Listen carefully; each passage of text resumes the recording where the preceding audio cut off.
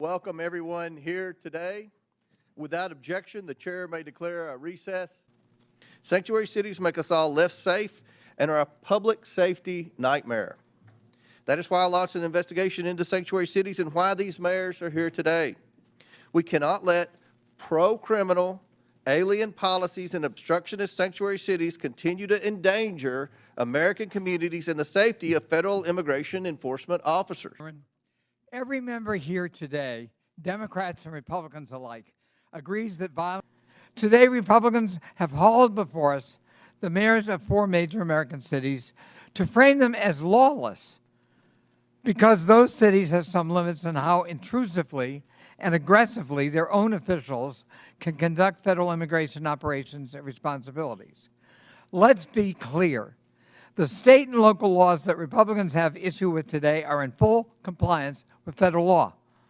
They do not obstruct ICE from carrying out its duties, and they are backed by evidence demonstrating that they keep people safe and safer in counties with laws that do not honor extrajudicial civil detainers and had significantly lower levels of violent crime than counties that have them. The whole truth and nothing but the truth, so help you God.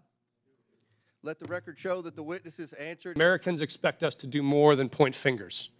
They expect us to solve problems. So if Denver can find a way to put aside our ideological differences long enough to manage a crisis we didn't choose or create, it seems only fair to ask that the body that is actually charged with solving this national problem, this Congress, can finally commit to do the same. Chicago Mayor Johnson. Thank you. Thank you, Chairman Comer. Thank you to the ranking member Connolly and to the When there is trust between cities' residents and the police, undocumented immigrants come forward to report crimes to local law enforcement and provide information that helps the police solve those crimes. And now, I know there are myths about these laws, but we must not let mischaracterizations and fear-mongering obscure the reality that Chicago's crime rates are trending down. We still have a long way to go. But sensationalizing tragedy in the name of political expediency is not governing, it's grandstanding. Every violent crime is devastating, but scapegoating entire communities is not only misleading, it is unjust and it is beneath us. So let me be clear. Chicago's welcoming city ordinance and our other laws and policies do not lead to more crime. They do not prevent cooperation with federal law enforcement on criminal matters. And we do not harbor criminals. We arrest them, often because of laws that allow residents to feel safe helping the police. Boston Mayor Wu for her opening statement. Thank you. Chairman Comer, Ranking Member Connolly. Today, 1 in 4 Boston residents were born somewhere else. Most have jobs, many have kids. All of them chose this country as their home because, like my mom and dad, they believe that here, where you've been, doesn't limit where you're going. The strength of your character has nothing to do with the color of your passport. And how hard you work matters more than where you were born. That wherever you're from, if you pitch in, look out for your neighbors, and cheer for the home team, you can build a better future here for the people you love.